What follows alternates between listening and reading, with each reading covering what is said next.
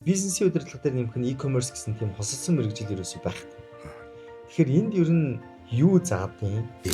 Тэгэхээр 2004 оноос 2006 оны хугацааны тэр e-commerce-ийн тэр тусгай анги яадаг байсан бэ гэхээр hybrid буюу одоо бизнесийн удирдлагын систем дээр нэмэх нь одоо тухайн үеийнхээ IT нөгөө bridging нь хэр байх вэ гэдгийг бүгдийг зааж өгдөг байсан буюу одоо баг Ubuntu серверөө өөрсдөө яаж байгуулахаас эхэлдэг тийм анги байсан. Тэгээд тэр үеийн одоо нөгөө технологийн одоо шилжилт сонирхолтой шилжилт байсан. Одоо Amazon вебсайтыг яаж ажилуулдаг те яаж хийдэг, дизайн ямар байдаг, жишээ нь яагаад маус нь тэр доор ингээд байгаад байдгийг одоо веб серверээс тоолоод олцдог гэсэн байхгүй юу? Одоо ингээд хүн вебээ харж итэл нөгөө purchase гэдэг нэг баттон тэр доотлын буланд байгаад гэдэг нь жишээ нь одоо маус хэрэглэгдэж байгаа гэдэг тоогоор нь тэнд тавьдаг. Тэр үе чинь дижитал дэлгэцийн ихтгэлцэл гэдэг юм их хэцүү байсан үе. Нөгөө мөнгө төлцгөр бараа нэрх юм уу гэмч гэдэг юм те. Тэгээд жишээ нь тийм хичээлээр заадаг байсан.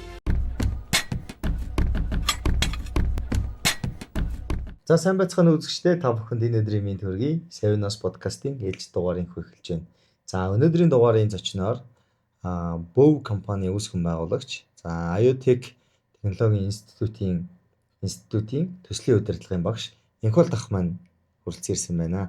За бидний урилгыг хүлээж авч подкастт орж байгаа танд баярлалаа. Таны ажил сайн байна уу? Сайн байна уу? Урьж ирсэн баярлж байна. Ажил сайн байна. За сүүлийн хэдэн дугаарууд маань энэ удаагийн дугаарууд маань ер нь юуны талаар ярьж байгаа гэхээр технологийн боловсролын талаар төлөв ярьж байгаа. За тэгээд Энхол Дахын хувьд 2005 оноос хойш энэ технологийн салбарт ажиллаж байгаа. Үндэсний дата төв, за мэдээлэл технологийн одоо газар тий ингээд төрийн байгууллагууд, за мөн хувийн хэвшилд бас ажилладаг. За өөрийн гэсэн дата төв, ISP-ийн үйлчилгээ үзүүлдэг компаниг үүсгэн байгуулад ингээд ажиллаж байгаа. За мөн багшилж байгаа тий одоо институт буюу их сургуулиас арай өөр богино хугацаанд мэдлэг, ур чадвар, технологийн ур чадваруудыг олох энэ институтэд төслийн удирдлага чиглэлээр багшилдаг ийм хүн байгаа. Тэгэхээр хоёлаа ер нь өнөөдрийнхөө сэдвээр за энэ технологийн боловсрал, за тэгээд таныг одоо 2005 онд за Японд төгсөж явах үеийн боловсрал, одоо манай Монголд олгогдож байгаа боловсралууд, технологийн боловсрал, энэний цар хүрээ, за тэгээд агуулмжууд тий. За мөн технологийн институт гэдэг чиг ямар байгууллага, энэ байгууллагын хүрээнд гаргаж байгаа одоо бэлтэж байгаа залуучуудын ур чадварууд, за мөн та ажил олгогчийн хувьд ямар ур чадвартай залуучуудыг их сургууль болон энэ институтүүдээс хүсэж байгаа тэр хэмжээнд ер нь байж чадж гин үү гэдэг талаар ер нь ярилцах болно. Тэгээд энэ үед ер нь манай оюутан залуучууд маань за одоо дөнгөж 10 жил төгссөн хүүхдүүд маань ээжтэй бэлтэж байгаа. Мэргэжил сонголтоо хийчихсэн, шалгалтаа өгөх гээд за мат, физик, хим, биологоо тий англи хэлээ, нийгмийн ингээд өгөх гээд ээжтэй бэлтэж байгаа. Гэхдээ ямар үед ямар сургууль сонгох юм бэ? За би ер нь IT-ийн мэргэжилтэй болохын тулд зүгээр л богино хэмжээний курст, нэг жилийн курст ингээд сурчвал болчих юм уу?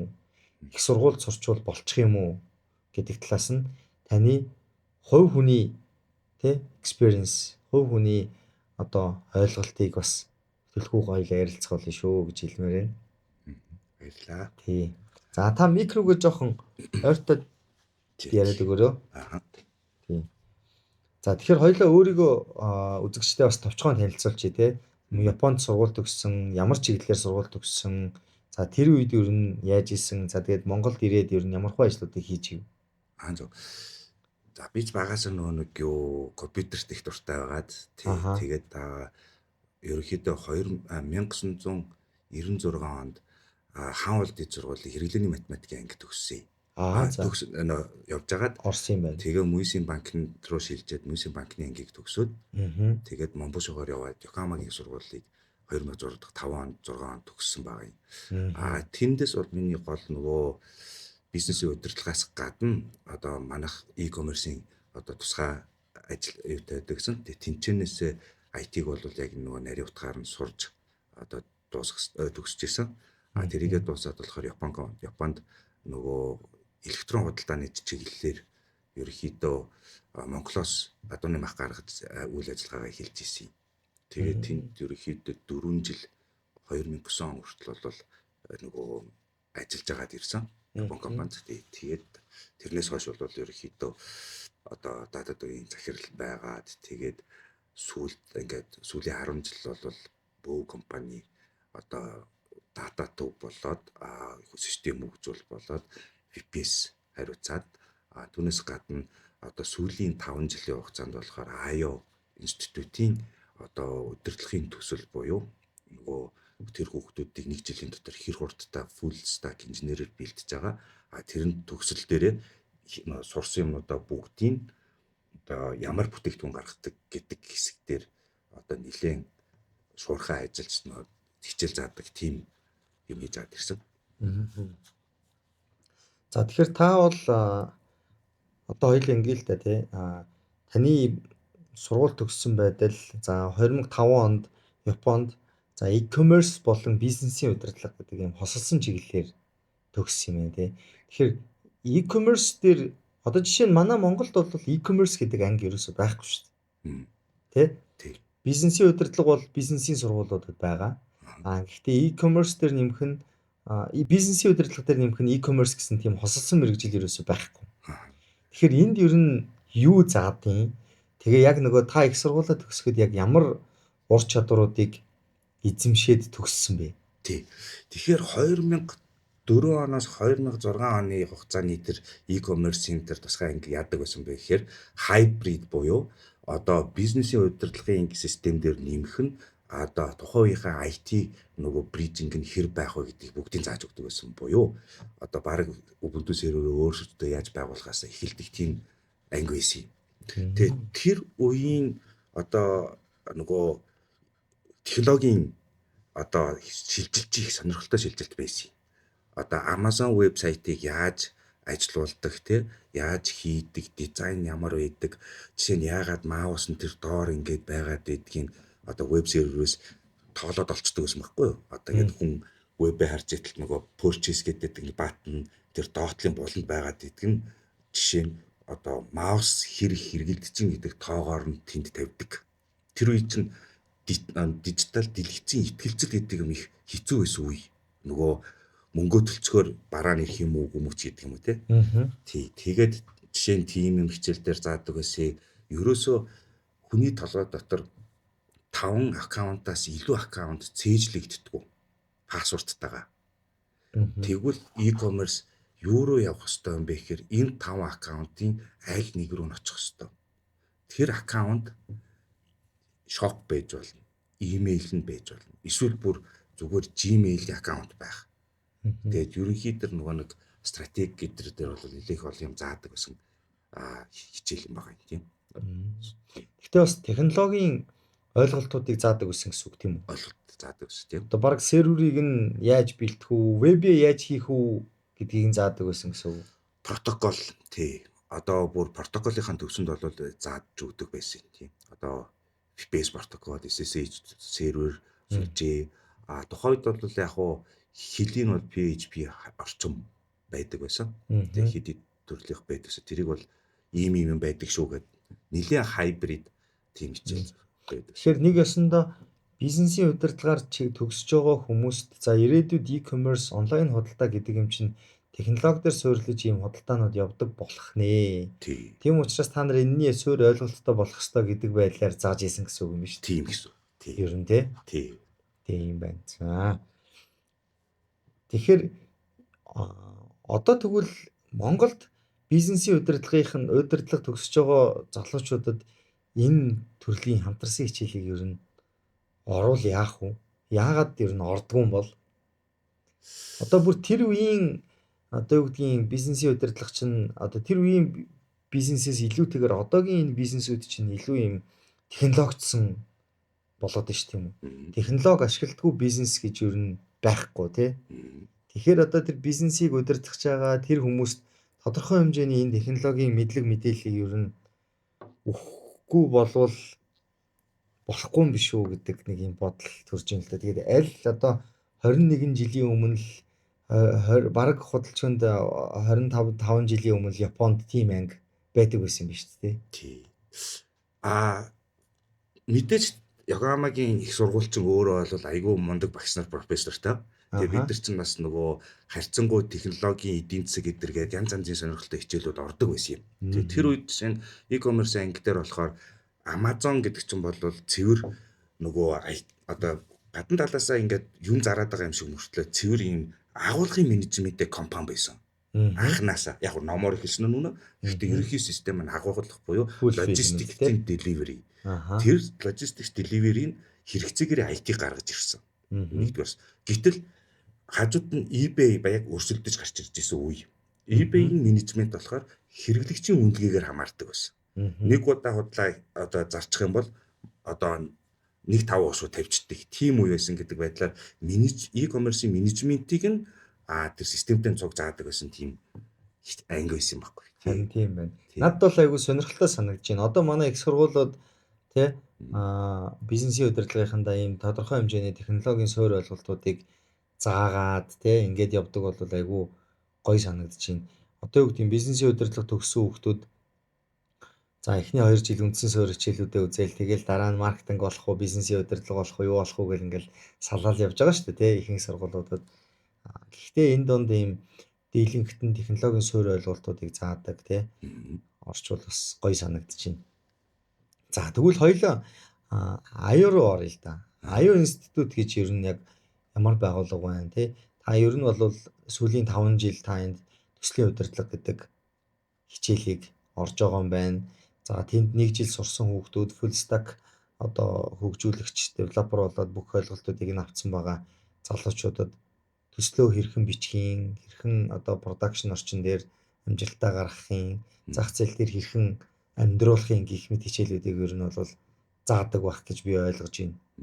Тийм. Тэгэхээр энэ талаараа хоёлаа аюу институтын талаар яриад заадаг хичээлийнхээ агуулгын талаар ярив. За тийм. Тэр санаа нэг сонирхолтой гарсан юм. Ерөнхийдөө бас бүгдөө нөгөө ярьж заагаад нэг ийм ойлголт байгаа даахгүй. Жишээ нь 128 сая онтой японочууд. За бүр 1.5 тэрбум хятадууд. За тэр дотор ингээ IT-ийн хідэн салбар дээр төгсөлтийнх нь хүүхдүүд нь айгүй их хүмүүс байгаа байхгүй одоо харьцангуй. Тэнгүүд тэр IT-ийн одоо төгсөж байгаа тэр залуучууд тухайн мэрэгчлэрээ болохоор их олон хүмүүс гарч ирж байгаа. Тий. Бид нар л өнөөдөр ерөнхийдөө front end, back end за тэгээд нөө систем хариуцагч гэсэн систем администраторсон 3-наар ярьж байгаа боловч энэний заард embedded system тий мэдээллийн аюулгүй байхын сүлжээнийх ингээд асар олноор нь тэнцээ хүмүүс байгаа. За ингээд яг үндсэн системийнхаа сервис маань эхлэх үедээ нэг нь юу гэдэг дизайн хөөгөөд нөгөөх нь арт талд одоо илүү жоох инженерингийн нөгөө мэдээлэл наасан цаас нь яаж зөв дамжуулах уу гэдэг тэр тооцоол хийхээр тухайн одоо прожект удаан явахын тулд 2 хүний оролцоог болж байгаа. За тэгээд ажил олгогч хүнийхээ хувьд болохоор нөгөө төсөл 2-3 хүн дээр бас нөгөө human error гэдэг шиг хүнээс шууд хамаарал байхгүй багийн ажиллагаатай байх ёстой.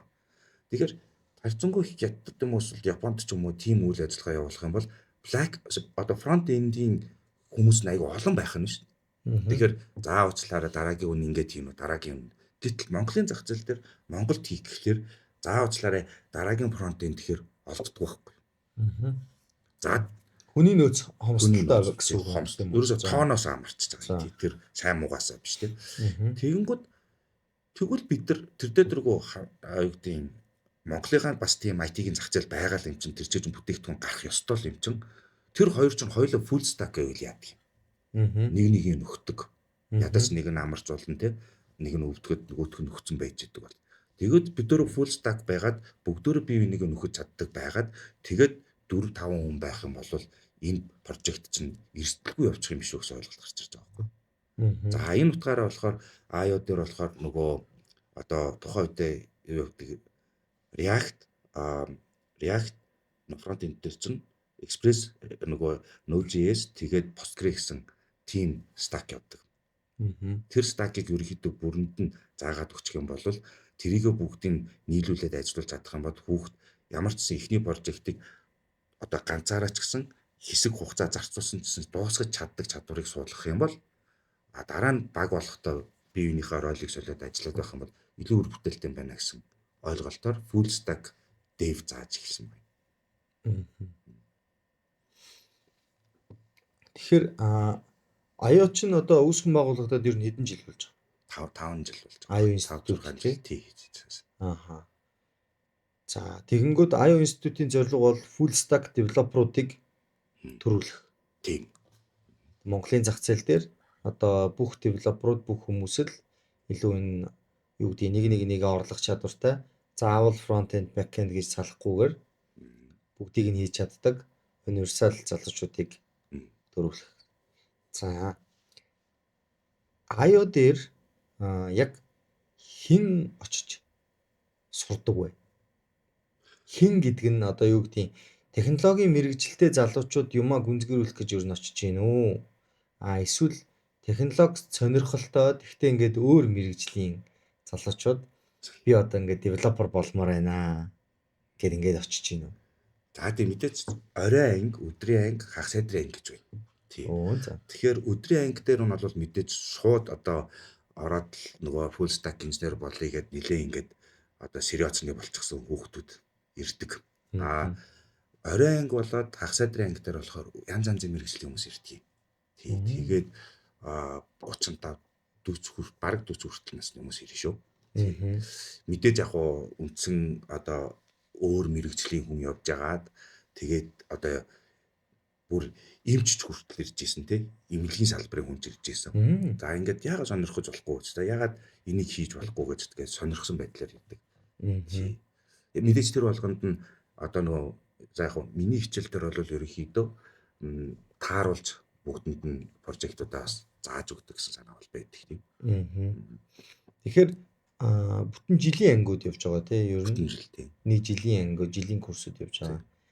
За тэгэнгүүт таны ордог хичээл ер нь бол хамгийн сүүл рүүгээл явж байгаа хичээл буюу нэг ясандаа их сургуулаар бол диплом хамгаалтыг хэрхэн хийх вэ? Дипломын төслийг хэрхэн бичих вэ? Тэгээ ингээд тэрийг хэрхэн хамгаалах вэ гэдгийг заадаг гэж ойлгож болох юм уу? Бол яг тийм. Тэгэхээр энэ төрлийн хичээл зүгээр энгийн их сургууль, технологийн их сургуульд ордог уу? Та тэнд мэдээлэл байна уу? Сайн мэдээлэл бол байхгүй. Тий. Гэхдээ шүүмжлэлтэй хандах зүйл бас байгаа. За эн чинь хэдүүлээ гоё нэг софтверээр ярьж байгаа юм про кон таахгүй. Про кон тий. Про сайн давуу тал наана гэдэг юм бэ гэхээр миний зүгээр анзаарсан юм академик сургалт байгаад практик сургалт хийж байгаа. Практик сургалт дээр ялангуяа миний хичээл дээр зөвхөн одоо туршлагаа хуваалцаад байгаа юм. Best practice-ийг. Яагаад тэгэхээр фронтын ийм байдаг, tailwind нь ийм байдаг, React.js нь ийм байдаг. Тэгээд native нь ийм байдаг. Тэгээд backend дээр Node.js нь ийм байдаг. Тэгээд PostgreSQL нь ийм байдаг гэд бүгдийг зааж өгөх юм бол нэг семестрийн хичээл дээр амжихгүй. Тийм учраас хэдүүлээ ийм прожектыг одоо юу гэмдээ тэр чинь 8 16 ордог дээр энэ прожектыг яг сервер дээр гаргаад хүмүүст үзүүлэе гэдэг байдлаар ханддаг байхгүй. Тэгээ бүгдөө нэг компани шүү.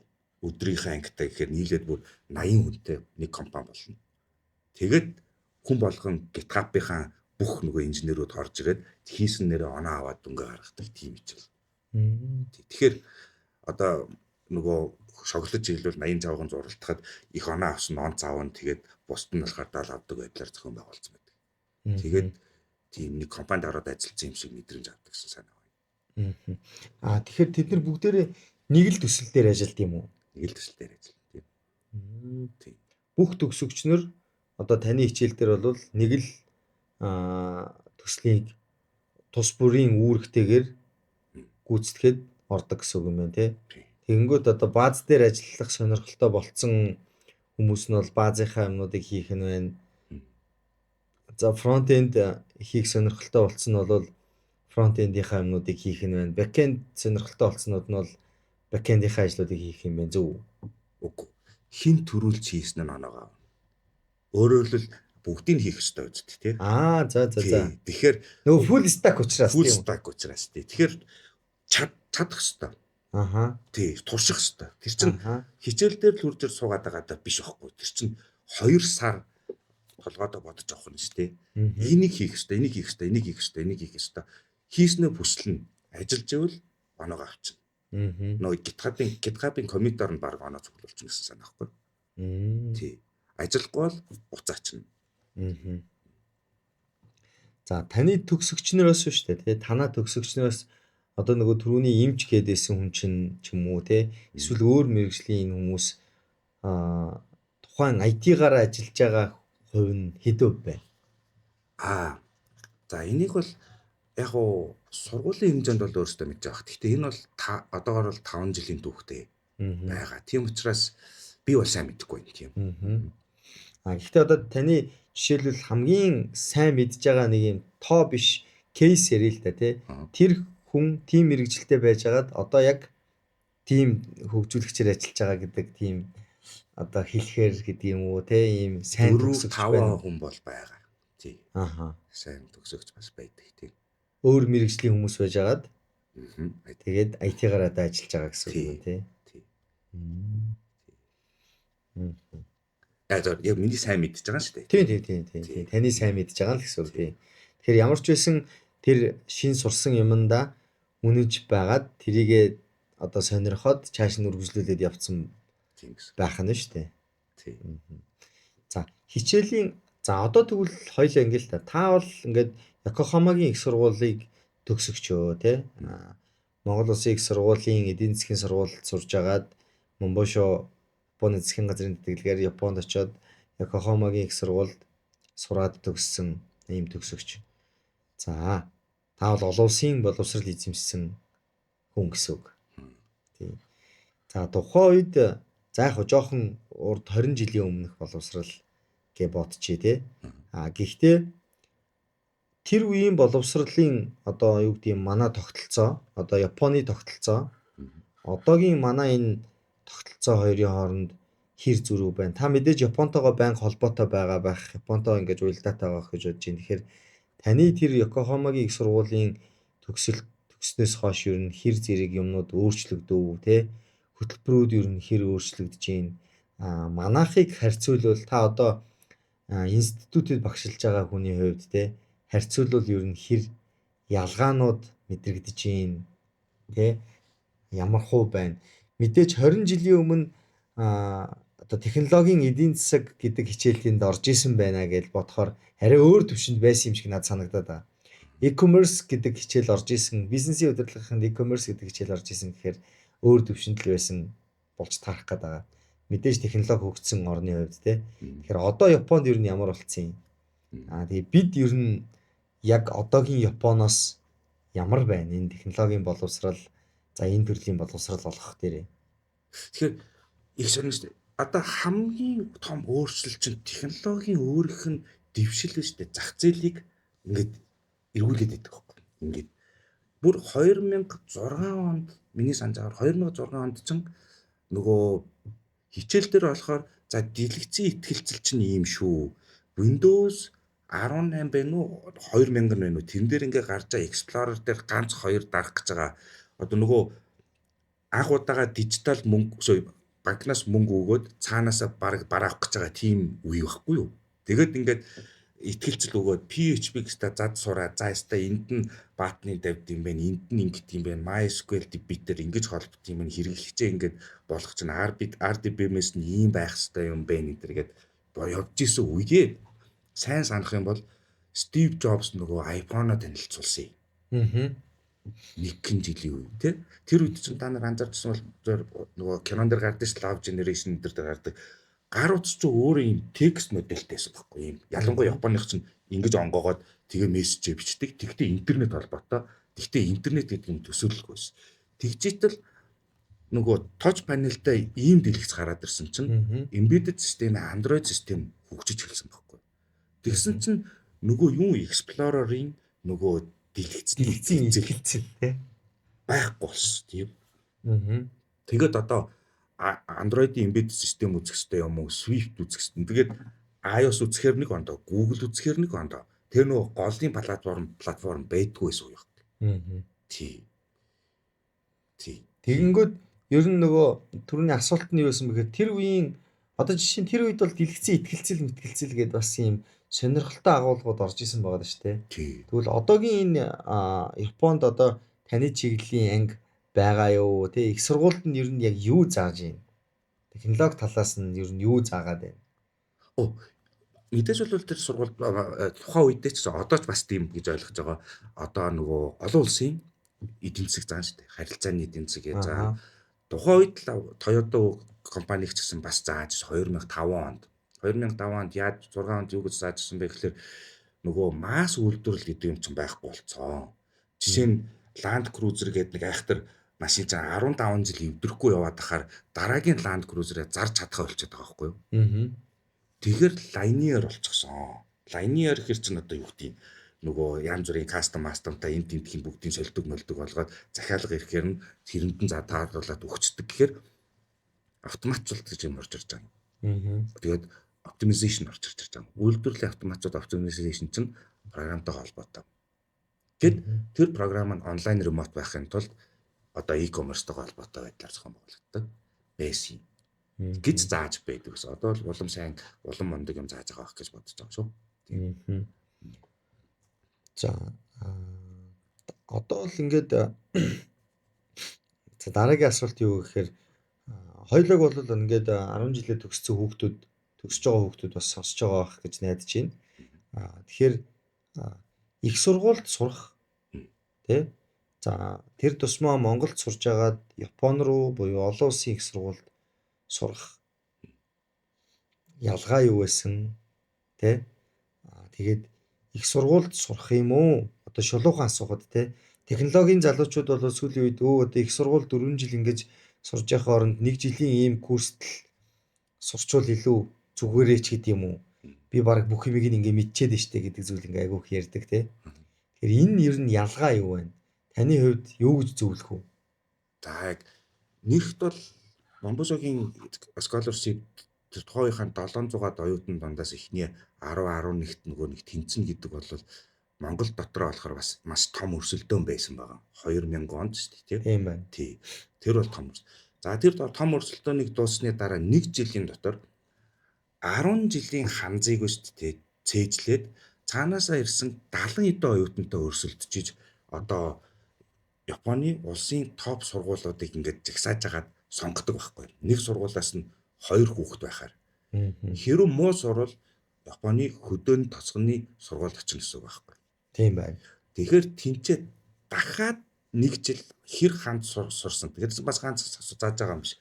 Японыхоо түүхийг японоор заагаад эхэлж байгаа. Математикаа заагаад эхэлж байгаа. Бүгдийг японоор заагаад эхэлж байгаа. Ямар ч ханз мэдэхгүй хөлтөд систем. Тэр алаан болно. За их сургуульд орлоо.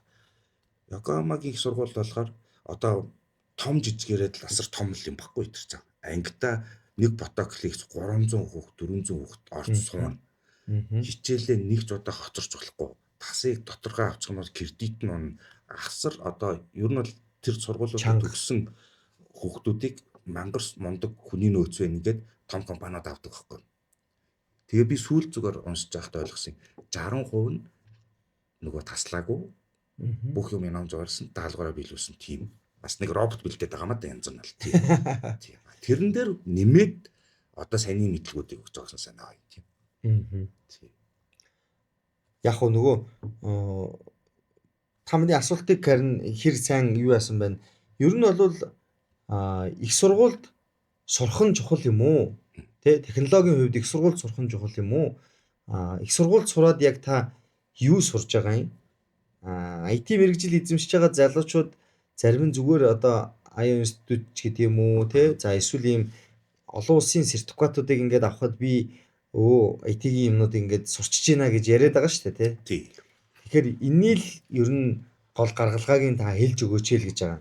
Зөв. Ийм учиртай юм ба. Одоо бас IO ч гэсэн бас нөгөө технологийн их сургуультай болж шүү 4 жилийн. За энэ ямар учиртай юм бэ гэхээр full stack-ийг яг ингээд хичнээн хүн хүсэж байгаа ч гэсэн ингээд зааж авах үед нөгөө математик загварчлаа ойлгохгүй гарч ирдэг байхгүй. За бас нэг том кон ядгүй гэхээр нөгөө full stack одоо систем чинь сүүлийн үеийн технологийн одоо за жишээ нь яриа л та миний аппликейшн шууд стрим хийдэг байл яг. Би хэдийгээр нөгөө утал зарж байгаа ч гэсэн дарангууд нөгөөдгөө ингээ стрим хийн. Стрим хийн гэдэг нь болохоор програмын хэлээр хийдэг хэд биш. Нөгөө стримийн протокол, технологийн протокол байгаа юм шиг. Тэр нь embedded system руу орно гэсэн. Embedded system руу орно гэдэг чинь нөгөө хүүхдээс чинь компьютерийн суурь ухаан шаарддаг байхгүй. Тэгэхээр юу хийгээд байгаагаа мэдхийн тулд сургуулийн яг цэгцтэй компьютерийн архитектураар сурцсан хүн энийг ийм команд бичээд болгочихно гэхээр өсөлж байгаа хүн чинь илүү даваа талтай гэсэн санаалж байгаа. Тий. Тэгэхээр энэ дээрээс юу гэж дүгнж болох вэ гэхээр их сургуулийн боловсрол бол шинжлэх ухааны, компьютерийн ухааны суурь ойлголтуудыг маш сайн өгд юм аа. Та үнэхээр технологийн программист, жинхэнэ программист болёо гэж бодож байгаа бол их сургуульд сурах нь зөв юм аа. Мөн үү? Мөн. Ингээд тодорхойлчвол болох уу? Гэхдээ нэг exceptionтэй. За. Үнэхээр энэ мэрэгжилд дурлсан бол би бол Udemy.com гэдэг одоо нэг сайт дээр онлайн хичээлийн сайт байдаг тийм видео хичээл авдаг. Гэхдээ тэрний видео хичээлийн даваа тал нь юундаа гэдэг. Мэдээж мөнгө төлөөж авна. Түүнээс хаамаагүй YouTube-ийн юм үнгүй юм гэж хооронд нь үзэж пазл нийлүүлэхгүй. Хамгийн их оноотой хамгийн их нөгөө сурагч сурсан тэр хичээлийг авч үздэг. Тэгээд тэр хичээл дээр зарим нэг IT-ийн бас мэдэхгүй байгаа юмнуудыг айгүй зэгцтэйгээр өстэй өгнө. Яаж өгдөг гэхээр нэгдүгээр багшаа харж байна. Хоёрдугаар нөгөө сонсож байна. Гуравдугаар доотлолт нь бас нөгөө өөрхөн сабтайтл нь гүйчнэ. Дөрөвдүгээр лаборатори дасгал ажлууд нь дасгал ажиллаа хийж байна тийм. Ингэж хийхээр ном уншснаас илүү хурдан орно. 4-8 дахин ч юм ингээд орж ирнэ. Тийм. Дараа нь тэрийг буцаагаад харчихна. Тиймэрхүү байдлаар бас одоо онлайн сургалтаараас бүрэн өвчлж дурлаж хийвэл бас үр дүнд хүрнэ. Үр дүнд хүрнэ. Тий. Гэхдээ их сургууль одоо тэгвэл ингээд дахиад асуул та. Их сургуулийн 4 жилд сураагүй хүн Udemy-гийн за одоо девелопер юу гэдгийг тийм тухайн нэг хичээлийг за React ч гэдэг юм уу те эсвэл PostgreSQL ч гэдэг юм уу тэр хичээлүүдийг ингээд дангаар нь үзээд нэг юм холбож мэдэхгүй гэсэн үг те нэгэс. За эсвэл онлайнаар өөрөө хайгаад ингээд AI-ээр асуугаад за би девелопер болмоор ямар ур чадвартай болох вэ гэхээр за чи тэрийг үз. Тэгвэл Udemy-гийн тэрийг үз, энийг үз гэд үзэхэд их сургууль төгссөнтэй ер нь тэнцэж чадах болов? Чадахгүй тий. Бас л чадахгүй тий. Бас л чадахгүй тий. Бас чадахгүй тий. Гэхдээ одоо ингээд бас хувь хүний ур чадвар бол тэрэнд айгүй чухал баг тийм үү? Тий. Чухал. Нөгөө хувь хүний ур чадвар, хувь хүний сэтгэл, зүтгэл, мөрөөдөл чухал. Хүмүүс тэгвэл яагаад энэ одоо юу гэдгийг богино хугацааны 1 жилийн энэ институт гэдэг энэ ойлголтуудад сургалтуудад ингээд суугаад байгаа гэж та боддог вэ? Ямар хүмүүс нь тийшээ төлөхгүй суугаад ингээд яваад байна те? Яг уу ер нь бол Монголд IT-ийн энэ мэрэгжил чинь айгүй үнэтэй мэрэгжил. Яг уу зах зээл нь болохоор жижиггүй учраас үнэлтгүй юм шиг мөртлөө үнэтэй мэрэгжил. Маш энэ чинь тоор нь архитектор орно янз янз юм орно шүү дээ. Тэгэнгүүт дэлхийд дахинд болохоор шинэ юм гарч ирээд шүү. Тэгэхээр хүн энэ мэрэгчлэр ямар гоё мэрэгчлээ энэ одоо бусад юу салбартаа яаж хийдэг вэ гэдээ яг энийг сонирхоод ингээд дурлаад ирж байгаа бол маш сайн байхгүй. Тэгээ тууштай л ах хэвээр. Хүний ойлгох чадвар чинь зарим нь болохоор 30 минутын дотор ойлгох нь зарим нь 7 хоног нухаж байгаа ингэж ойлгоно. Тий. Тэр байдлаар бол тууштайгаар үзэхтэй байгаад байна. Тэгэхээр та бол эндээс ингэж хэлж штэ тий. IT-ийн мэрэгжлийг сонгож байгаа хүмүүс бол тууштай байгаарай. Тий. Тэ? Маш урт удаан хугацаанд өөрийгөө байнга шинжилдэг, мэдээлэлээ шинэ өдөр тутамдаа л баг худалчинд AI-ийн модельүүд шинжлэгдээд хүчтэй модельүүд гарч ирээд байна тий. Тэгэхээр тэр болгонд тасан зохицож хурдан юм шинэ юмныг сурдаг байгаарай гэж Тий. Фундаменталтай цэгцтэй сурдаг байх хэрэгтэй. Аа. Жишээ нь AI дээр ярил л да. Аа. Нэг AI талаар нэг хичээл заагач гэж урлаг гарч ирээд тэгээд тухайн үедээ яг AI бол бас л үзчихсэн юм. Гэхдээ тэр хуучин одоо миний нөгөө дээд математикийн гэх юм уу шугамын альберийн мэдээлэл айгүй хэрэг болсон байхгүй мэдлэг хэрэг болсон. Манайхан ч одоо ингээд AI гэхээр өстэй одоо хэрэгжилж байгаа хэрэглээний төвшнөл мэдгүй заах гад байдаг юм уу янз янз болоод байгаа юм. Тэр Udemy-гийн хичээл дээр чинь энэ AI чинь яг өөрсдийн дурдсанаар өшөө олон байж болно. 8 төрөл байгаа. 8 төрлийн хамгийн амархан нь тэр бараа бүтээгдэхүүнийг нөгөө нэг хооронд нь одоо мөргөлдөхгүйгээр зөөдөг одоо storage доторх логистиксийн бодлого байдаг байхгүй. Тэгэхээр та YouTube-ээр харж л байсан бах юм. Роботууд хоорондоо мөргөлдөхгүйгээр нөгөө first in first out юм бараагаа зэгцлээд байдаг. Тэр чинь AI-ийн модельээр бас хийнэ. Гэтэл тэр AI модель нь хамгийн амархан гээд яг тэр тооцоог өстөд нөгөө секунд дээр хийж үзүүлсэн. Уншсан. Дифференциал тэгтэл орж ирсэн. Тэгсэн мөртлөө алгоритм нь зөв байсан байхгүй. Тэгээд энэгээр би юу гэж хэлэх гээд байгаа юм бэ гэхээр удахгүй дэлхийд одоо үзээд байна. Жишээ нь ингэж юм л да. Монголд удахгүй ирнэ. Ямар юм ирэх үү гэхээр custom AI-ийн сервисийн өрсөлдөөн ирнэ. За тэр нь юу гэсэн үг вэ? Тухайлсан сервис үзүүлдэг AI-ийн өрсөлдөөн гэсэн үг үү? Хоёр юу бийц гараад ирлээ. Одоо нөгөө нэг хүргэлтийн компани delivery. Тэгээд дээрэс нь гадаадынх ороод ирлээ. Нөгөө Солонгосынх ороод ирлээ. За энэ 3 биш дээ. Оператораар хин хамгийн хурдан хамгийн бага зардлаар өөрсдөө илсэн аппликейшнээр авсан ажилчдаа хамгийн бага зардлаар хамгийн бага хугацаанд нөгөө өндөө өгөх үү гэдэг өрсөлдөө эхэлнэ. Тэгнь. Тэрийг оператор хийж чадахгүй. Тэгэхээр AI-аар болно. Тэгнь. ChatGPT энийг чинь хийж өгөхгүй шүү дээ. Энд чинь Монголын Улаанбаатарын замын параметрууд чинь Google Map хийж өгөхгүй шүү дээ. Хийж өглөөгөө гурвалд нөхцөр чинь гурлаа тэнцчих юм байгаа шүү дээ. Тэгнь. Тий. Тэгэхээр хэн төрүүлж штэ тэр параметрыг оруулж ирээд тэр машин learning-ийг нь тэр жибүүтэй дата төвдөр сургаад тэгээд өөртөө ашиглаж эхлэх вэ гэдэг асуудал үүсэх байхгүй. Тий. Тийм. Ер нь бол тийм ойлголтууд ер нь байгаа шүү. Бид нар бол AI-ыг ямар төвшөнд харж байгаа вэ гэхээр prompt-ийн төвшөнд л харж байгаа. Гэхдээ цаана өөрөө модельийг эрхэм боловсруулах юм, яаж оновчтой модель яах юм, оптимизац нь ямар байх юм, ямар датан дээр ажиллах юм гээд маш өөр олон зүйлүүд те цаана ингээ хүлээж байгаа гэсэн. Би энэ дээр өнгөрсөн жил Шанхайд харсан. Шанхайд нэг том моол, ийм 14 давхар моол. Тэгээ санамсаргүй 8 давхарт нь зогсчихжээ. Тэгсэн чинь ийм дотроо ийм тойргон ийм шаттай байхгүй юу? Тэгээ шатаар хин гарч байгааг нь харж исэн чинь нөгөө скутер ундаг нөгөө хүргэлтийн залуу ингээд гартаа Макдоналдс зорьсон. Ингээд нэг давхраас дээшээ ингээд 12 давхар руу ингээд хүргэлтийн залуу жижигхэн Макдоналдс зорьсон ингээд явж байгаа байхгүй юу? Тэгээд би санамсаргүй гарсан нэг давхарт нь Макдоналдс нь байсан байхгүй юу? За хэдүүлээ анализ зэ. 14 давхарт шүү дээ. Нэг нөхөр айгүй завгүй Макдоналдс загсан биз дээ. Тийм ээ. Мэдээж нөгөө залуу чинь Макдоналдс хаа 500 метрийн цаанаас хөргөж авчрахгүй нь ойлгомжтой шүү дээ. Тийм. Тэгэхээр хятадынх бол тэр AI нь орцсон байгаа шүү дээ. Гэтэ би юу гэж хэлэх гээд байгаа юм хэрэг хятадынх вертикал дээр орчиж босоод ирээ.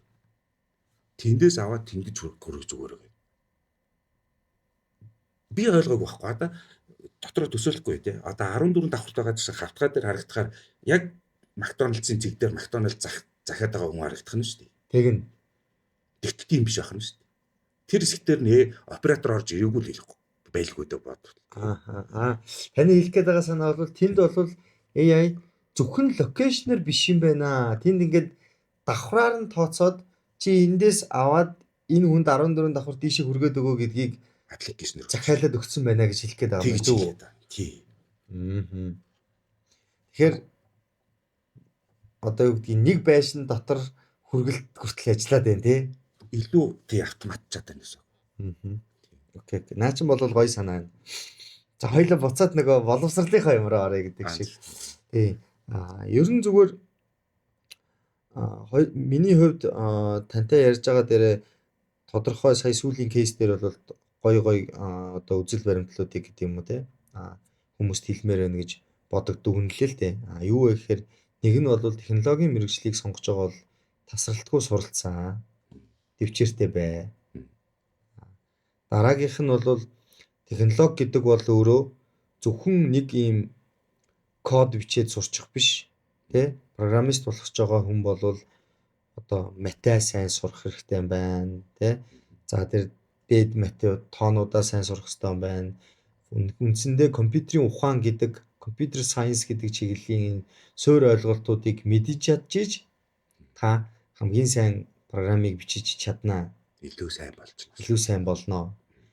Тийм ч утгаараа одоо жишээ нь манай аюу институт өөрөө 4 жилийн ангитай болж байгаа буюу суурь ухаанаас нь ахуулаад нийт хүүхдүүдийг яг зөв олгоод ингээд төгсгөх жинхэнэ full stack developer гэдэг хүмүүсийг төгсгөх ийм зорилготой шилжилтийг бас хийж байна.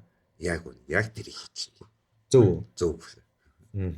За тэгэхээр яг нөгөө талаараа богино хугацаанд сонирхож байгаа, дурлаж байгаа хүмүүс нэг ийм жилийн курст сураад үз. Дурлаад үз. Тэр чинээгээр ажиллаад үз. Гэхдээ тэр хүмүүс үнэхээр дурлаад байвал баг жилийн нөгөө их сургуульд орчих магадгүй тий. Тийм гэсэн. Их сургуульд орчих. Тий. За та бол ингээд ер нь тооны чиглэлдээ сайн, тооны чиглэлийн бас хүн юм байна. Тэ? Тэгэнгүүт ер нь энэ компьютерийн ухаан, компьютер сайенс дээр хэрэг за хувьдаа шүү. Та үндсэндээ бол эдийн засгийн мэрэгчлэлтэй, бизнесийн удирдлагын мэрэгчлэлээр IT-ийн салбарт ингээд одоо эргэлт туцтгаа орсон хүн тий. Өөрийгөө ер нь яаж ингэж өөрчилж энэ салбар руу ингэж оруулсан юм бэ? Хэрэг тоо бодож ив, тоо боддгийм үү, алгоритм бодож гин үү, бичиж гин үү, тий яаж ин.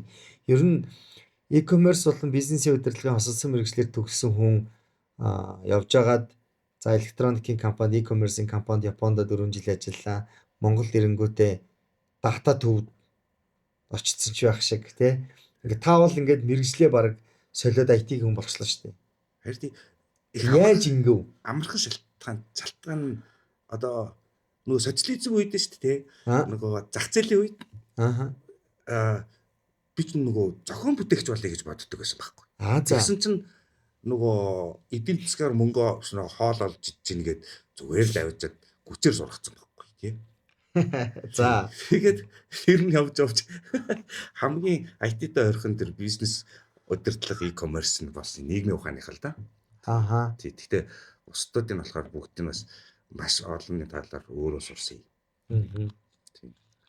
Хичээлийн авч.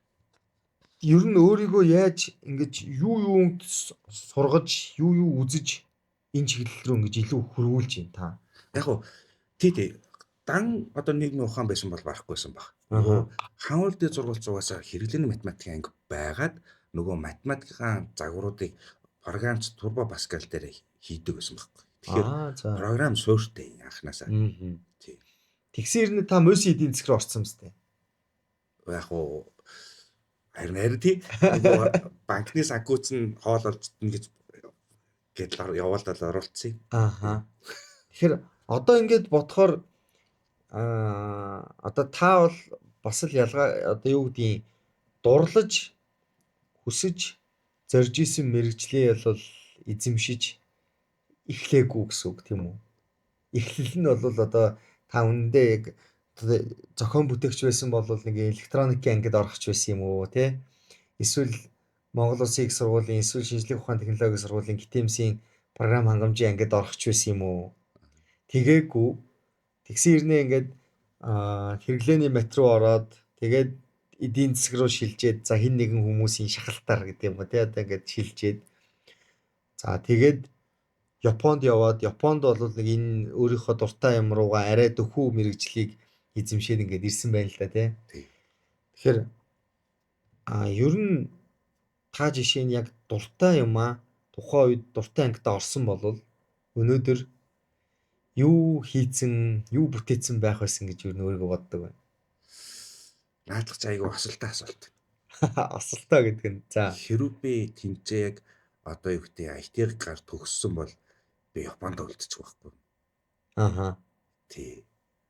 Тэр мэрэгчлэр. Ааха.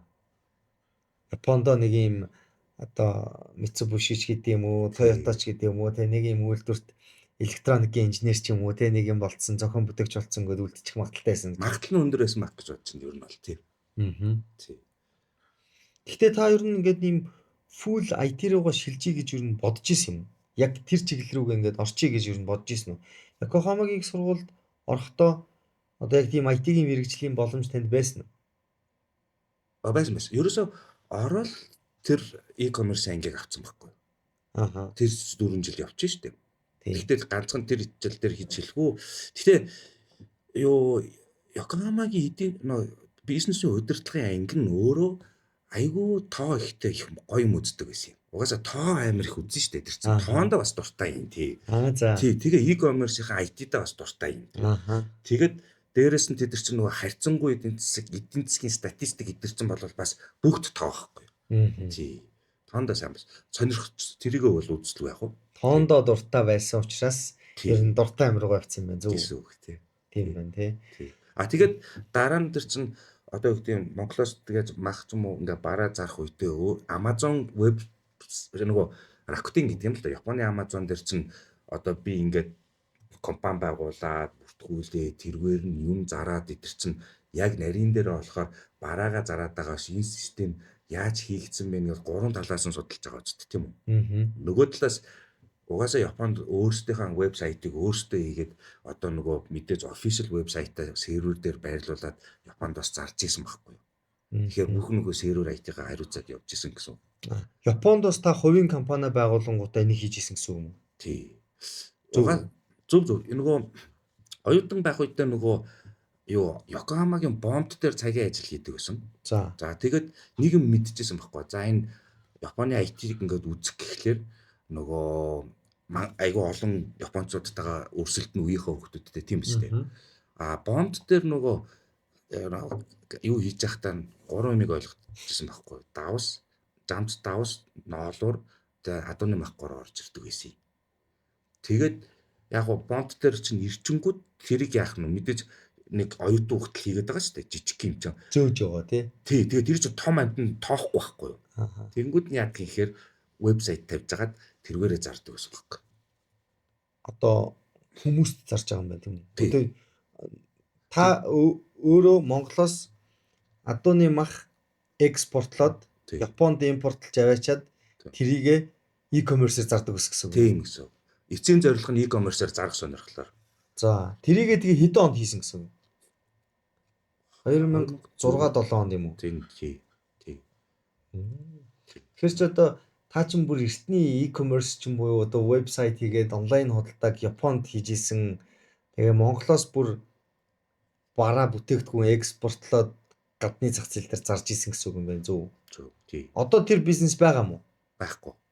2009 онд бүр мөсөн ирсэн тий. Юу болов? Ягаад одоо жишээ нь ингээл за хоёул энийг юутай холбох вэ гэхээр маш олон залуучууд IT төгссөн залуучууд өөрийн гэсэн нэг юм вебсайт хийгээл те онлайн худалдааны платформ хийгээл e-commerce хийгээл ингээл Монгол дотроо ингээл юм зарах гал ингээл үздэг штэ тийм үү. За одоо зарим нь бол юу гэдгийг Facebook-оор ингээл зарж ийн те IT төгссөн залуучууд ч гэсэн Facebook-оор худалдаа 8 одоо хийж ийн.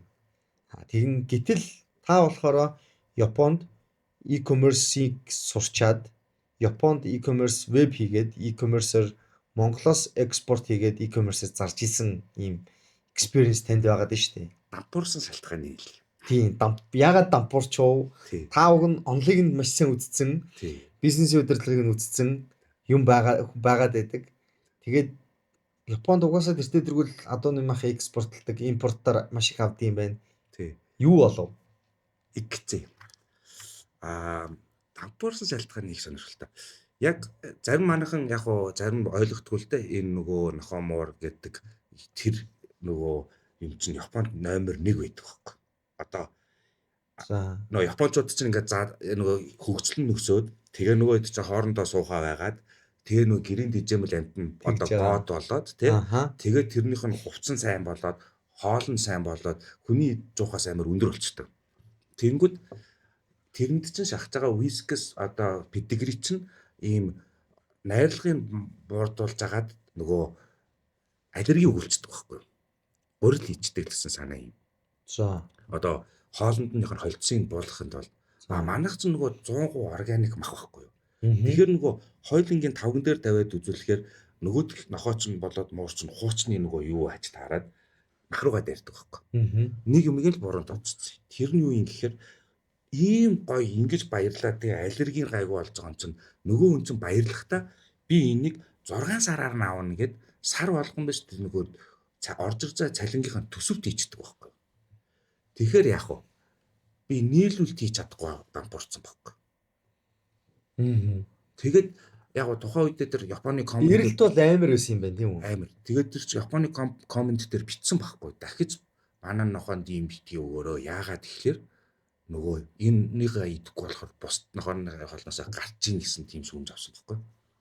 За. Тэгэхээр юун дээр алдсан юм бэ гэхээр хамгийн том алдсан юм нь тогтвортой нийлүүлэлт дээр баг хүн авах хэрэгтэй байсан дээр ингээд бүрэн дараа дуусчихгүй. Дараагийн нийлүүлэлт нь бүтэн жилийн дараа болсон чинь нөгөө нөхдүүд ч авах болцсон байхгүй. Мэддэг. Тасарч нэг зарим тийм хөвсөний болтыг хэлээ. Тэгэхээр нөгөө эдийн засгийн онол эрэлт нийлүүлэлтээ ямар ч байсан тааруулж чадаагүй юм байна. Тий.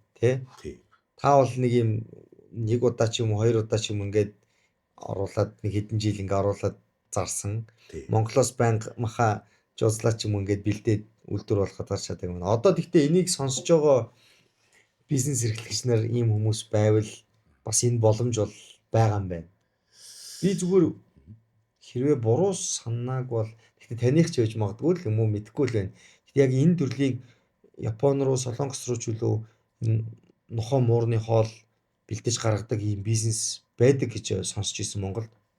Бага. Тэд нар ч харин учраа олцсон байхгүй.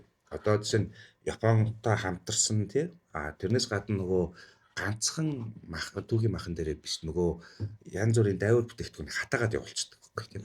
Тэд нар ч бол нөгөө хоол ихээсээ тоглоом маягтай шүдний зугаа гаргадаг байдалтай тийм зохицуулт бол байдаг. Окей. За бас их сонирхолтой. Таны кейс бол бас их сонирхолтой кейс шүү дээ. За тэгэнгүүт та тэнд e-commerce хийж үзчихэд буцаад Монголд ирээд IT парк дээр одоо ажил олгогчийн төр хараад тий IT парк биш үндэсний дата төвийн заах тэрийг тийм заах би тэрийг юутай холбох гээд байгаа гэхээр тухайн үеийн ажил олгогчийн шаардлага одоо үеийн ажил олгогчийн шаардлага хоёр ер нь хэр өөрчлөгдсөн бэ тий инженерийн ур чадварууд буюу тухайн үед их сургуулиуд төгсөж байгаа залуучууд одоо үед төгсөж байгаа залуучууд хоёрын хооронд ер нь хэр ялгаа байсан байна. За нэгдүгüүрт нь ажил олгогчийн шаардлагууд ер нь юу шаарддаг байв тэр үед тий одоо үед ямар болов? Хоёрдугаарт нь тэр үед таныг ажиллаж авах үед төгсөж исэн залуучуудын ур чадвар одоо үед төгсөж байгаа залуучуудын ур чадварууд ер нь хэрхэн өөрчлөгдөж байна? Хоёр асуулт. Эхнийх нь нэг статистик тоо байсан. Тэр нь бэхээр Монгол улсад дотроо яг одоо инженер мэрэгчлэр 1000 хүн нэг жилд 1000 хүн төгсдөг. Бараг 1000-тай ойролцоо гэж ярьдгийг. Тэгэхээр нөө 1000-аар бид нар яриа сурсан. 2010-ад оны үед гэсэн үг тийм. Тэгээд нэг жил 2 жил юм уу 5 жилийн хугацаанд зөвхөн 100 л одоо мэрэгжлийн ажилтны байран дээр гардаг байсан тийм бүр хатуу статистик тоо байдгийг. Тэгэхээр үлдсэн 900 болохоор өөр ажил хийгээ явцсан гэсэн үг. За тухайн үед бол яг хуу миний маш сайн санаж байгаагаар болохоор нөгөө цалингийн өсөх гэж хүздэг байсан юм. Яшиг цалингийн өсөх юм бол өөрөөсөө ингээд гоё алзаад хүрээд ирэхтэй сайнаар ингээд. Гэтэ тийм цалин одоо тэр төрд бол байхгүй байсан. Тухайн үед за одоо манай дээр дадлага хийсэн гэж хэлэх үү эсвэл манахаас өмнө бол тэр яг чадaltaй инженеруудын болохоор үн зөхөж авдаг нь бол угаалуурхаа банкных нь л юм. Одоо ч тийм байгаа болов уу гэж бодож байгаа. Тийм. Тэгэхээр тэр үедээ бид чинь харин яг тэ одоо байгаа болцоогоор тэгэл бүх юмд л оролцсон шүү дээ. Тийм. Хийх ёстой юм одоо. Тэгэхээр тэр үеийн одоо юу гэдгийг хүмүүсийн ажил олгогч нарын шаардлага бол бараг л бүгдийг нь л хийж чаддаг универсал хүмүүсийг л авах гэж хичээдэг байсан гэсэн үг үү? Өөртөө сурах шүү дээ. Бараг л. Одоо Тэгээд нэгдүгээр тийм хүн ирэхгүй. за Тий. төрд бол ирэхгүй юм байна. Тий, угаасаа цалин багтай юм чинь. Ааха. Тэгээд хариуцлага орсон хүмүүс нь өөртөө сурцгаан шүү дээ. Өөртөөгөө суралцсан шүү дээ. Аа. Тий. Тэгэхээр юу гэдгийг тухайн үеийн төрд ажиллаж исэн инженерүүд бол өөрсдөө л бүх юмнуудыг ингээд сураалаа. Гэхдээ зүгээр нөгөө тухайн мэрэгчлээ зөв эзэмсэж учраас юуг сурахад бэлэн байдаг буюу илүү ур чадвартай л байсан гэсэн үг шүү дээ мөн үү? Мөн. Яг хөө тэнд бол нэг юм бол үүсэхгүй. Тэрний юу гэхээр жилд бол мэрэгжил дэвшлүүлэх гэж бол инженерүүд бол явуулдаг байсан. Ааха. Тий. Сайжраад ирдэг байсан шүү дээ. Аа. Тийм баг. Тий. Одоо таны шавнарч гэдэг юм уу те IO институт төгсөж байгаа залуучуудын ур чадвар тухайн үед одоо яг ажил дээр гарч байгаа залуучуудын ур чадварууд ер нь хэр ялгаатай байна? Тухайн үеих гэдэг тэр үе. Одоо таныг ажил олгогч байх үе гэсэн үг. Та одоо ч бас ажил олгогч байгаа шүү дээ. Ер нь бол тий. Асар ялгаатай. Аа. Асар ялгаатай. Юугаараа ялгаатай байна? Одоо аль нь илүү байна? Хувь хүнийх нь хувьд ур чадварууд нь өндөр байгаад байна уу? Аль нь илүү сайн байна? Одоо үеийнх нь мэдээлэл аюул сайтай. За, мэдээлэл сайтай. Мэдээлэл сайтай тий. Тэгээд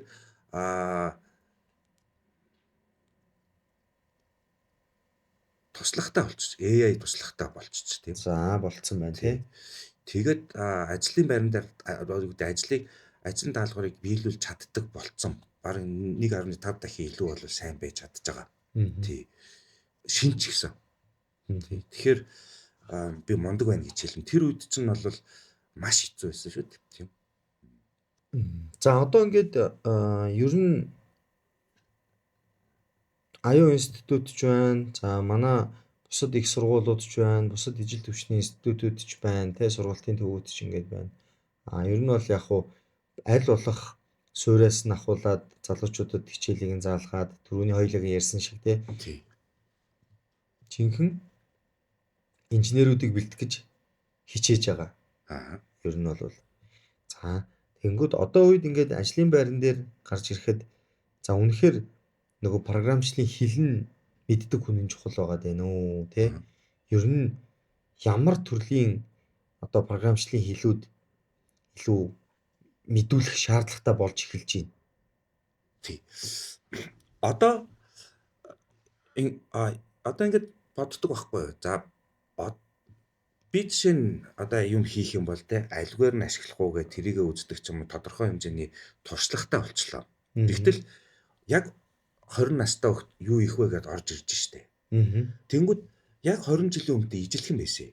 20 жилийн өмнө ингэж яриад ямар хэл сурах вэ гэхээр Visual Basic нь байдаг, C# нь байдаг, Java нь байдаг, C++ нь байдаг байсан байхгүй юу? Гэхдээ нэгээс нь авч сурах хэрэгтэй ч тийм. Тий. Тэрээс энэ хэлүүд чинь өөрөө өөртөө олон улсад ингээд нөгөө нэг яаж явдаг байхгүй одоо өрсөлдөж трендинг хийж явдаг. Тэгэхээр одооний тренд чинь JavaScript, хоёр дахь нь Python болчиход байгаа юм. JavaScript нь их сонирхолтой болж байгаа. Яагаад юм гэхээр нөгөө сервер шүү дээ. Энэ сервер чинь хуучин full rendering гэж бүрэн рендер хийдэг гэсэн байхгүй. PHP-тэй байх үед Java-тай байх. Одоо нөгөө браузер дээр чинь Google нөгөө нэг Chrome чинь их RAM идэддэг шүү дээ. Тэр RAM идэддэг чинь JavaScript ороод ирсэн учраас тэгж байгаа юм. Тэгэхээр хүүхдүүд JavaScript сурах нь их зөв юм байна гэсэн үг. JavaScript сурахлаар нөгөө уламжлалт алгоритм чинь байх болцсон. Одоо JavaScript чинь маш олон старттай маш олон эндтэй буюу business process mapping notation 2 гэдэг загварчлаар явж байгаа байхгүй. За энэ ямар ч юм гэхээр томцоолно шүү дээ. Одоо бүгдөө багаар ажиллана шүү дээ. Тэгэд өрсөлдөн. Яг энийг хэлэх гэдэг юм. За калькуляторын бодлого байдаг тийм. За нэгдүгээр калькулятор дэлхийн нөгөө өнцгт яг бас ажиллахан тооны тийм програм хийчлээ. За энэ хоёулаа ямар ч алддаггүй байхгүй. Тэгвэл энийг алиг нь мундаг гэж үнэлэх үү? Алиг нь хэрэглэх үү? За энийг чинь аваачаад сервер дээр тавьчихна. Мгм. Аль нь бага ресурс идчихин гэдгээр юм л. Мгм. Тэрийг авчраад тавихаар би продакшны дараа датадууд бага мөнгө төлдөг гэсэн санаа байхгүй. Мгм. За. Манайхан ч бол бүгдөө шүү дээ нэг уртлын юу стартап гэдэг нь болохоор дандаа програма яаж хийх үү гэдэг дээр айгүй их төвлөрнө. Мгм. Тэгвэл пост продакшн дээр энийг чинь оновчлол хийн гэдгийг болохоор төвлөрөхгүй байгаа байхгүй. Мгм. Тэр. Одоо тэгэхээр жишээ нэг юм байгаа шүү дээ. Програм бичиж байгаа залуучууд ч гэдэг юм уу, одоо юу гэдгийг дөнгөж төгсөж байгаа залуучууд нэг юм query бичүүлээл те. За эсвэл програмын арталт нэг юм query-нүүд ажиллуулаад нөгөөдөл нь амар өндөр ресурсууд идээл маш удажиж ингээд өгөгдлөө өгдөг ч юм. Тэгэнгүүт баазын зохион байгуулалт нь муу ч юм уу те. Ингэдэг. Танах жишээлбэл энийг хэрхэн хийх вэ гэж заад юм. Яг миний нөгөө нэг семестрийн хичээл дээр бол би хилжил өгдөө. Гэхдээ нөгөө хүн чинь амьдрал дээр мэдэхгүй болохоор өстэй да техникийн хажуугаар өнгөрүүлсэн магадлал мангар өндөр байх магадлалтай. Би зүгээр нэг жижигхэн жишээл хэлээ л да. Хинж анзаардаггүй байхгүй. React.js чинь болохоор front end-ийн програм тийм. Тэнгүүд дээр хүүхдүүд React.js үзчихэнгүүтээ шүү дээ. Энэ гар утсан дээр бүх тооцоололоо хийх гэдэг байхгүй. Тэгээд publish хийж штэ. Тэнгүүд гар утас чинь янз байгаа штэ. Хуучных ч байгаа. Татаад авангууд team actor тооцоол хийсэн, team actor дата хийсэн тэр клиентийн чинь гар утсан crashlаад гарчихсан байхгүй. Тий. Тэгвэл ultimate choice нь хаана байсан гэхээр нөгөө PostgreSQL-ийн дата бааз дотор structure query language дотор байгаа байхгүй. Тэгээд би гайхаад байдгийг. Энийг одооны AI үстэй өөрөө хэлж өгөөд optimization болгоно. Тэгэхээр тэрний араас баг өөр хэл гараад байх шаардлагагүй ч юм уу тийм хэмжээнд хүрэх байх гэж бодож байгаа байхгүй. Тэгэхээр одоо ингээд бас айгүй ярианы агуулмж ингээд айгүй чухал болж эхэлж байна л да. Их сургуульд тэгвэл яг энийг заад юм уу? Энэ институтуудад яг энэ ойлголтуудыг заад юм уу? Их сургуульд бол заана. Би жишээлбэл 4 жил яг ингээд мэдээллийн технологийн анги төгссөн. За програм хангамжийн анги гэсэн үг баг ингээд програм бичиж ингэж төгссөн.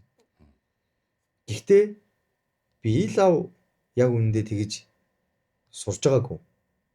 Би муу сурагч байсан байж магадгүй. Гэхдээ ер нь их сургуулийн хөтөлбөрт одоо юу гэдгийг те програмчлалыг хийхдээ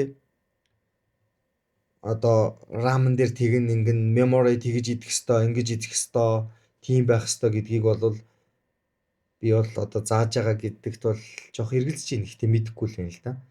Би одоо 2009 онд төгссөн төгсөгч 5 оноос 9 оны хооронд төгссөн төгсөгч тэр үед бол та нар програмыг ингэж хийхдээ те хамгийн бага ресурс идүүлэх ёстой шүү. Query чи юм байх ёстой шүү. Тийм байх ёстой шүү те. Энийгээ тэндээ хийгээрээ, энийгээ сервер сайтаа хийгээрээ, энийгээ фронт дээрээ тооцоолол хийгээрээ гэдэг зүйлийг бол зааж ирснийг бол би санахгүй байна. Гэтэл одоо юу гэдгийг Америкт очиод ажилд орохж байгаа Silicon Valley-ийн компаниудад ажилд орохж байгаа мундаг залуучууд алгоритм боддог, тоо боддог. Тэр нь хамгийн бага RAM идэх үс, хамгийн бага memory идэх үс, тэгсээр нь хамгийн хурдан шийдвэр гаргах үс тэр шийдлүүдийг ярьж ил ажилд ордог гэж хүн болгон тэгж ярьдаг. Гэхдээ яг бид нар тэгвэл инженерүүдээ тэр төвшөнд бэлтгэх гэж ингэж хичээж ажиллаж чадж байгаа юм уу? Тэгэхээр яг энэ бол одоо IO-гийн онцлогийн final дээр өгдөг тэр ажил нь өөрөө энийг бол би ингэж хэлэх гэдэг академик заалт биш байхгүй юу? Яа тэгэхээр ингэж бодно шүү дээ. Нэг нөхөр нь Python бүтэн сурцсан. За backend ч гэж яриа. Нөгөөх нь React.js сурцсан. Нөгөө сургалтууд ч нүдэд ш би зам React.js зааж өгнө. Нөгөөх нь Python зааж өгнө. Тэгээд байна. Тэгтэл яг гаднаас харахаар нэг нь backend заагаад байдаг, нөгөөх нь front end заагаад байдаг. Тэнгүүд сурцсан юмдаа нөгөө хөлт чинь нөгөө би энэгээр л баргаолоод идчих юм чинь ингээ бодчих штэ.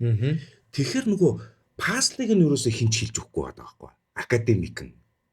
Тэнгүүд эн чинь яаж заадлах юм бэ гэхээр бид нар нөгөө одоо практикл үстэй нэг компани болоод явчлаа штэ сая 20 хоног. Тэр үед чинь нөгөө үед чинь юм хийж байхдаа крашлдаг байхгүй. Одоо сервер дээрээ. Тэнгүүд энэ юунаас болоо крашлаад байна гэдэг асуудал үүсэхээр энийг олж хардаг байхгүй.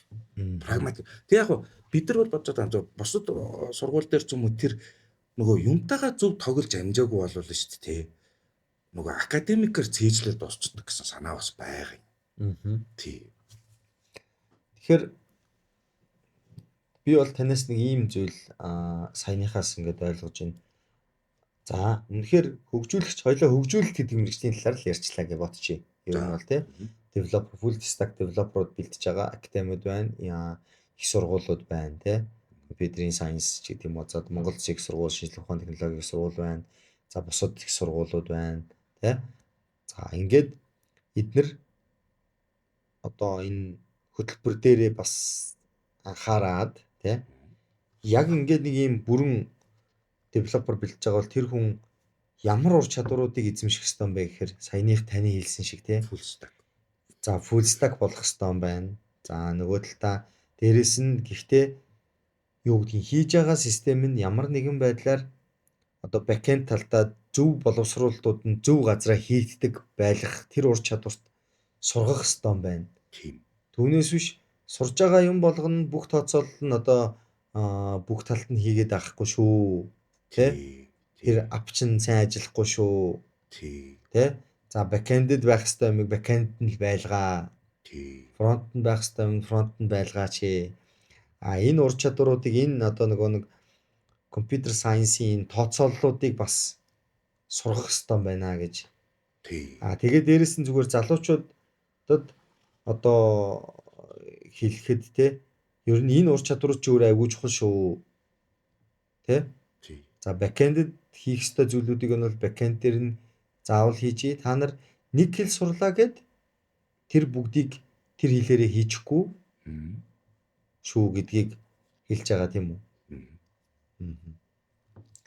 За одоо ингээд та ингээд нөгөө түрүүн data төвийн одоо VPS ажиллаулдаг ийм сервис үзүүлдэг ийм компанитай гэдээ ярьсан шүү дээ.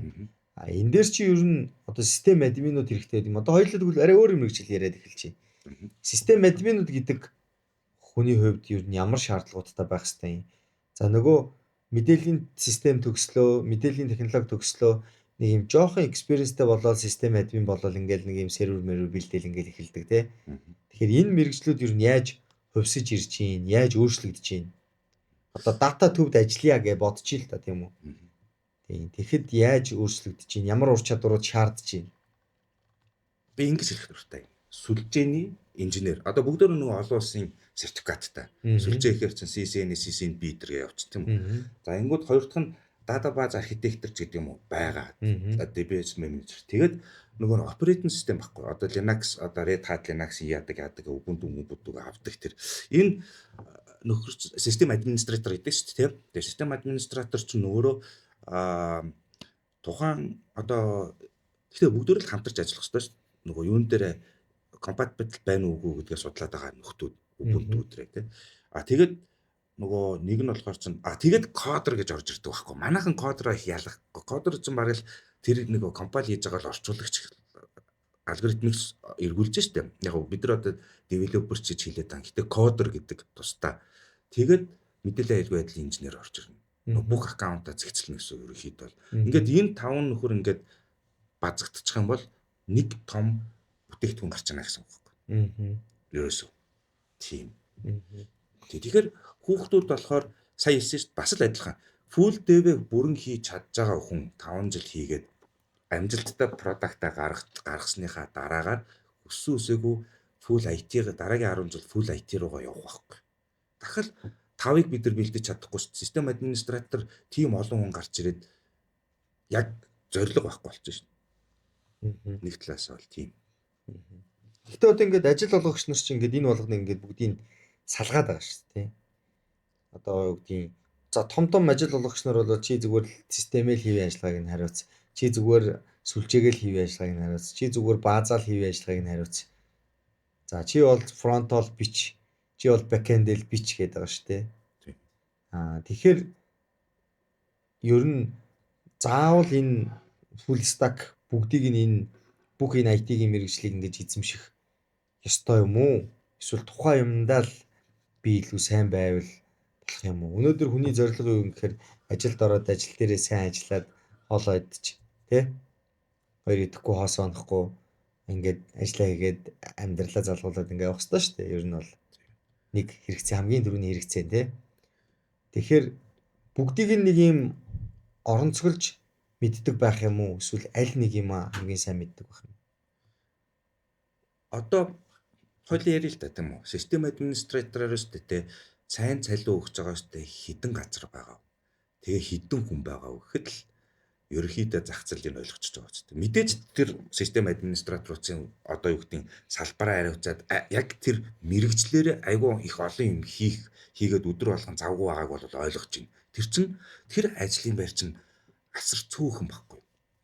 Тэгвэл өөр систем администратор болохоор архитектортойр багт нь байсан. За яг хуу пост продакшны дебагийн үед биш тэ хөгжүүлэлтөө бүтэн жилд нөгөө төсвөр нь амьдэрсэн. Тэгэд жигдэрчний дараа хайчих уу? Тэгэл Яг хэвийн тийм юм ажиллагааг болоод хариуцаад байгаа шүү дээ. хэвийн ажиллагааг хариуцна удаан тэгж хариуцна гэсэн ойлголт болох гарахгүй шүү. Ааха. Яа тэгэхээр нөгөө бизнес доменоо мэдж байгаа нөхдүүд чинь нөгөө угаасаа халж эхэлнэ шүү дээ тийм. За тэгэнгүүт та болохоор одоо ингээд ярьж штэ. Систем бэлэн болцсны дараа хэвийн ажиллаад ингээд явж байгаа үед тэр систем админ яг юу их юм бэ гэдэг чинь. Тийм. Тэгэхээр нөгөө энэтэй холбоотой нөгөө нэг DevOps гэдэг ийм ойлголтууд бас гарч ирээд байна. Тэгж байгаа. Development operation гэдэг ингээд энэ life cycle-ууд яваад байгаа тий. Тэг continuous Development-оош хариуцдаг, operation-ээс хэвийн хариуцдаг ийм чиглэл рүү ингээд шилжээд байгаа шүү дээ. Тэгэхээр энийг ярьж гин гэсэн үг үү? бид нар нэг юм ажигласан юм. Бид нар яг хуу тийм том enterprise төсний систем хийдэг үл тийм. Гэхдээ нөгөө дата төв дээр VPS түрээслэхийн тулд өстэй заримдаа босоо нөгөө хэрэглэгчдэрээ бага мөнгөөр нөгөө вебийг хийж агаад арагшаа нөгөө ERP руу орчдөг байхгүй. За. Тэгээ бид нар чи айгүй зөөхүүлээ шүү дээ. 1 4 5 лаа л нөхдүүд. Тэгээ бид нар юу ажигласан бэ гэхээр энийг чинь хуучин ч гэдэг юм өөр аргачлал нь болохоор нөгөө хөтөлөө бүтэн жилийн дараа бууж нисгэж байгаа юм шиг хийхгүй. Зүгээр л бид нар дата дүүнээ хамж IP-г нь тавьчихна. Тэгэл дөрвөлжин нөгөө дэлгэцийг гаргацсан. Домен ачаар холбоцсон. Захирал мараас өглөө нөгөө мөнгө төлж байгаа захиралцсан мараас өглөө нь харлаа. Айн ч муухан, тэн ч муухан, тэнд баатан тав, энэчээ ийм юм тав. 50-гууд асуулт үүснэ. Энийн ард яах юм? Ингээд бид нар ингээд нүдэд явчихдаг байхгүй. Тэгэхээр нүдэд явахаар бүтэн лайв. Тэр лайв биш дээ. Тэр чинь нөгөө захиалга өгч байгаа хүмүүс маань ажиллаа хийж байхдаа л вебээр хараад байгаа шүү дээ. Яг хүмүүс л тэнд тийм нөгөө девелоп явж байгаа анзаарахгүй тийм үү. Тэгсээр гад нөгөө бизнес модельөө бүрэн шингээж дуусгацгаад за одоо болж ийн гэд VPS-ийн төлбөрийг авчдаг, түрээсээ авчдаг байхгүй юу. Тэнгүүд бид нар за одоо болсон болов гэд ингээд нөгөө баглаад security-г нь хийгээд тэгээд VPS-ийг тавиад хаачдаг гэсэн үг байна. Нэгдүгээр асуулт. Тэндээс нэг юм олж харсан юм. Бид нар чинь нөгөө VPS өсгөхийн тулд тэр софтверууд руу орохоор айгүй олон төрлийн бизнес модельтэй таардаг байхгүй. Тэгээ нэг л юм ижлэх юм байдгийг. Тэр модель нь болохоор нөгөө хэрэглэгч нь баазаа яг зөв аваад тэгэл бүгдээр нь харгалдаг тиймэрхүү байдалтай юм байдаг байхгүй юу? Ер нь ижлэх нь. Тэгэхээр тэр чинь нөгөө DevOps тэр чигээр байхгүй амьдралын шаардлагаар. Тийм. Post production дээр бууддаг. Тэр нь дижитал платформ дээр суурилчихсан юу амжилт олж ирэхээр нөгөө анханасаа өгч ирсэн RAM эдэр чинь паниктаад тамга ундаг явдал бас байгаа. Тэр үе болохоор post production дээр бид нар тухайн хэрэглэгчийн хостыг алдахгүй тул RAM нэмэх үү, CPU нэмэх үгээд cloud management оруулцдаг байхгүй. Тий. Тэгтэл огт тасрахгүй гэж байхгүй. Тасрал уцтаал юу болваа гэж ингээд харсан хамгийн үн паниктсан RAM нэмэх үү, CPU нэмэх үү, нэгжээр нэмэх үгээд бидний бизнес модель болоо явцдаг байхгүй. Тэгээ тэр нь бол нөгөө cloud-ын зарчимтай буюу уян хатан зохицуулцдаг гэсэн санаа байгаа юм тийм. Гэхдээ эндээс одоо зөв бурууг нь би сайн мэдэхгүй байна. Тэгээ зүгээр ингээд юмыг анханаас нь хийхтэй. Одоо хөгжүүлэгч нар ингээд архитектыг гаргаад ч юм архитекторууд нь архитект нь гаргаад ингээд хийхтэй. Ийм одоо хоёлаа нэг програм хөгжүүлэлтрүүл яваад орчлоо л да. Ер нь бол гэхдээ зүгээр сурж байгаа болон сурах байгаа хүмүүс энэ ур чадруудыг бас эзэмших ёстой болов гэдэг утгаас нь би яриад байгаа шүү. Систем админ оруулаа юмыг хийхтэй. Систем талаас нь бас харж сураа. Буюу production орчин дээр ороод чи аль болох байгууллагын зардлыг бага байлгах гэж бодох ёстой. Хөгжүүлэгч хүн энийг ч гэсэн бодох ёстой юм аа. Энийг бодож сурах ёстой юм аа. Бодож одоо бододгийн аргыг нь зааж өгөх ёстой юм аа гэсэн үг шүү дээ. Нэгэд л их сургууль нь ч өнөөдөр академи ч өнөө зааж өгөх ёстой. Тэгжиж танай байгууллагын VPS-ийн түрээсийн зардал, таны серверийн зардал буурнаа. Яг үнэ. Тэгжиж тухайн бүтээгдэхүүн үр ашигтай байна. Тий. Тэ?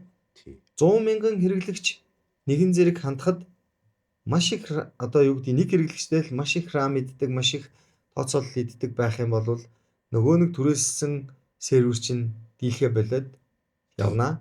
Энэ нь тэгээд нөгөө талдаа сервер түрээсэлж байгаа хүмүүсийн хувьд нэг олц юм шиг. Гэхдээ юу гэдгийг сервер түрээсэлж байгаа хүмүүс уг нь бол жижигхэн маш оновчтой хийгдсэн олон юмнуудыг түрээсэлж ивэл бас ашигтай юм шиг. Тий. Тэ? Тэгэхээр зүгээр энэгээр юу гэж хэлэх гээд байна вэ гэхээр хөгжүүлэлтээр сурж байгаа залуучууд, систем админаар сурж байгаа залуучууд түрүүний их бол захирлын хэлж байгаа шиг full stack буюу тодорхой хэмжээнд систем талынхаа юмнуудыг мэддэг, security талынхаа юмнуудыг мэддэг. Тэгээд энэ үйлдвэрийн систем сервер яаж ажилладаг, хамгийн бага ресурс идэхээр яаж тэрийг програмчилж сурах ёстой юм бэ гэдэг зүйлүүдийг л сураараа гэж хэлэх гээд байна. Зөв. Яг үнэ. Одоо нэг томьёол хэлье. Юмыг сурахтаа академик шиг сурж болдгийг Байблийн аргаар хийж байгаа юм. Нэг номтой л ам шиг заяа. За ингээд өөрт нь хэрэггүй сервис байхгүй юу? Одоо юу ч байдгийг энэ чинь нөгөө нэг юу ч систем чинь айгүй олон сервистэй шүү дээ. Логин бол хэрэгтэй. Логин хэрэгтэй, юу хэрэгтэй. Академик сургалт чинь номтой л ам шиг бүгдийн зээжлцэн сэтгэж чадахгүй байх гэсэн зүгээр дотоод бодол байдаг юм. Прагматик сургалт чинь суралцах чинь би надад логин хэрэгтэй. Би тэгтээ логины хамгийн сайн алгоритмтайг олж авъя. Надад тим юм хэрэгтэй. Тэрний хамгийн сайныг судж авъя гэд энийг комбо болгочих нь хэдийгээр бүгдийг мэдэхгүй байгаа ч гэсэн юу яаж байгаа юм. Нөгөө бүтээгдэхүүнээ яс гаргачих чадж байгаа гэсэн үг. Тэгээ нэг удаа бас нэг ухаатаа хэлчихсэн юм. Нэг багш хэлчихсэн. Бүгдийг мэдэх гээд байх албагүй. Хаанаас мэдэх ёстойг л мэдчих гээд. Гэхдээ би бол ингэж боддог. Академик сургалт бол саяны таны сүүлийн хэлдэг тодорхойлолт буюу бүгдийг нь зааж угаас чадахгүй. Гэхдээ юунаас эхэлж сурах юм бэ? Хаанаас эхэлж сурах юм бэ? Чи сурч сурах ёстой шүү гэдгийг нь зааж өгдөг гэж л ойлгодог. Тийм учраас математикаас нь нөгөө том одоо юу гэдэг вижнээс нь сурах хэрэгтэй байхгүй. Би энэ компьютераар яг юу хийх гээд байгаа гэдгээс л сурах хэрэгтэй байхгүй. Тэгээд деталь руугаа орохоор нөгөө бүх юу. Тэгвэл тэр олон лайбрарийг уншиж бол мэдэхгүй шүү дээ яг үндэ бол. Тий. За маш сонирхолтой ярианууд, сэдвүүдийг тий нөгөө юу сурах вэ, хэрхэн сурах вэ? Ер нь девелопер хүн гэж яг ямар хүн байх ёстой юм бэ? Ямар хүн бий болох ёстой юм бэ? Тий их сургуультай чи ер нь юу сурах ёстой юм бэ?